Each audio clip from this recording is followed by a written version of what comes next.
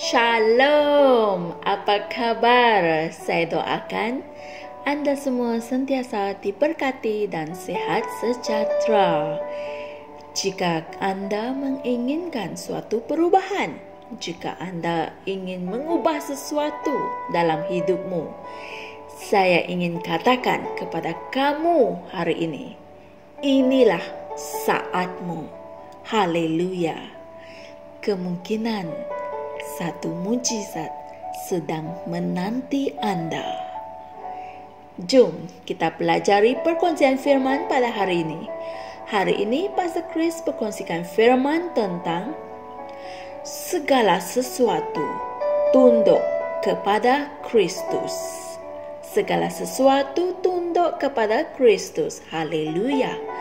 Ayat Injil pembukaan kami dari Matius 17 ayat 5 yang berkata, sementara dia sedang berbicara, tampaklah segumpal awan yang terang menaungi mereka, dan kedengaran suatu suara dari awan itu yang berkata, inilah anakku yang aku kasihi, kepada dialah aku berkenan, dengarkanlah dia. Inilah firman Tuhan.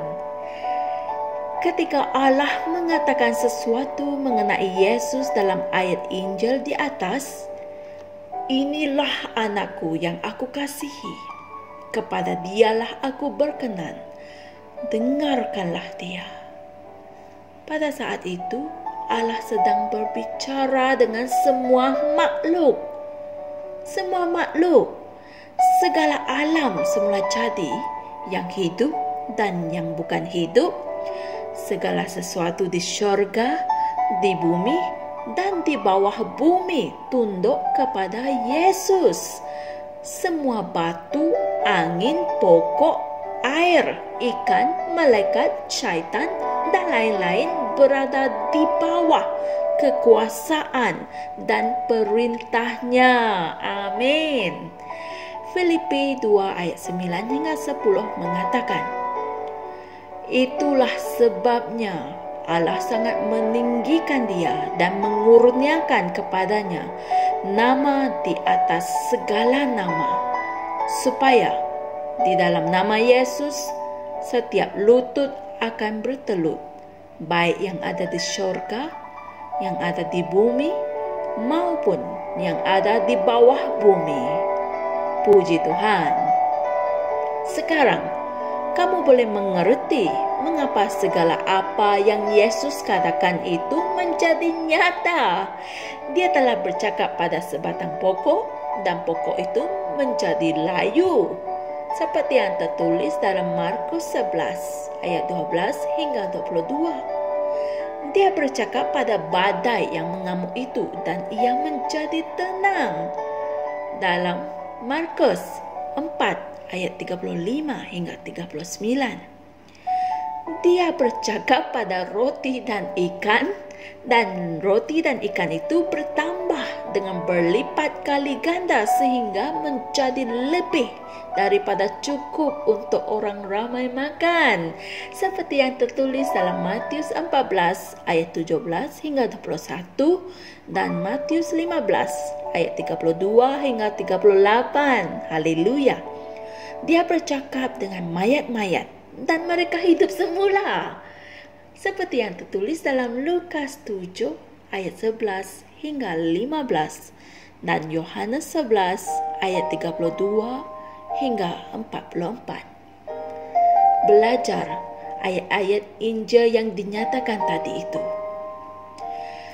Di bawah firman-Nya, anggota badan yang cacat menjadi baik semula, mata yang buta terbuka, telinga yang pekak disembuhkan, dan para iblis lari dalam ketakutan kerana mereka telah diperintahkan untuk mendengar dan mentaatinya. Bahagian yang paling indah adalah bagaimana perkara ini dikaitkan dengan kita. 1 Yohanes 4 ayat 17 mengatakan, sebagaimana dia, yaitu Yesus, Sebegitu juga kita di dunia ini. Haleluya. Saya ulang sekali lagi. Sebagaimana Yesus, sebegitu juga kita di dunia ini. Haleluya.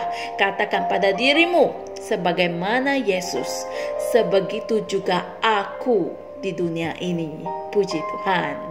Kemudian dalam Matius 28 ayat 18 hingga 19 dia berkata, "Kepadaku telah diberikan segala kuasa di surga dan di bumi." Amin. Dan berdasarkan kuasa itu, dia memerintahkan kita untuk memberitakan Injil kepada segala makhluk dan menaklukkan dunia ini. Haleluya.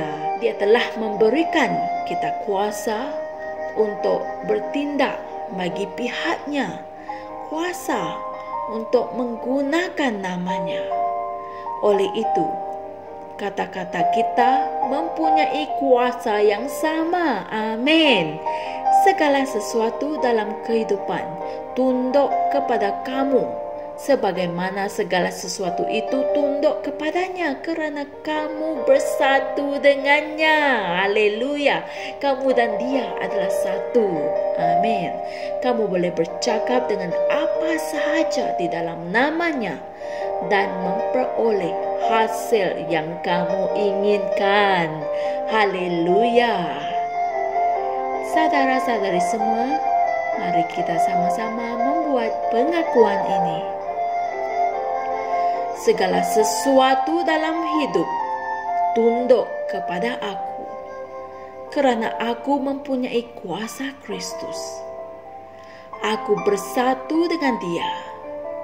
Dunia ini dan semua keadaan berada di bawah kekuasaan aku. Aku memerintah dan berkuasa di dalam namanya. Amin. Untuk renungan tambahan, sila pelajari Injil-Injil berikut. Matius 28 ayat 18 hingga 19, kitab terjemahan Amplified Classic, dan Lukas 10 ayat 17 hingga 19. Haleluya. Maha mulia Tuhan. Saya percaya saudara-saudari semua sudah tahu caranya untuk membuat perubahan dalam hidupmu. Sedarlah bahawa segala sesuatu dalam kehidupan tunduk kepada kamu, sebagaimana segala sesuatu itu tunduk kepada Yesus Kristus, kerana kamu dan Dia adalah satu. Kamu boleh bercakap dengan apa sahaja di dalam namanya dan memperoleh hasil yang kamu inginkan, sebagaimana Yesus telah lakukan. Puji Tuhan. Jumpa lagi esok dan Tuhan berkati. Kami percaya saudara-saudari semua telah diberkati dengan perkongsian firman dari Rhapsody Reality. Bagi sesiapa yang ingin menjadikan Yesus Kristus sebagai Tuhan dalam kehidupanmu, kamu boleh mengucapkan doa ini bersama dengan saya. Ya Tuhan Allah, aku mempercayai Yesus Kristus, Anak Allah yang hidup dengan sepenuh hatiku. Aku percaya Dia telah mati untukku dan Allah telah membangkitkan Dia dari kematian. Aku percaya Dia hidup hari ini. Aku mengaku dengan mulutku bahawa Yesus Kristus adalah Tuhan dalam hidupku mulai dari hari ini. Melalui Dia dan di dalam namanya, aku mempunyai kehidupan yang kekal. Aku telah dilahirkan semula. Terima kasih Allah kerana menyelamatkan jiwaku. Aku sekarang adalah anak Allah. Haleluya. tahniah. Sekarang kamu telah menjadi anak Allah. Untuk apa-apa sebarang pertanyaan atau untuk mendapatkan lebih banyak maklumat mengenai bagaimana untuk bertumbuh sebagai seorang Kristian, anda semua boleh hantar mesej di akaun Facebook kami atau email kami di tni.msia@gmail.com. Sekali lagi, tni.msia@gmail.com. Tuhan berkati Anda semua.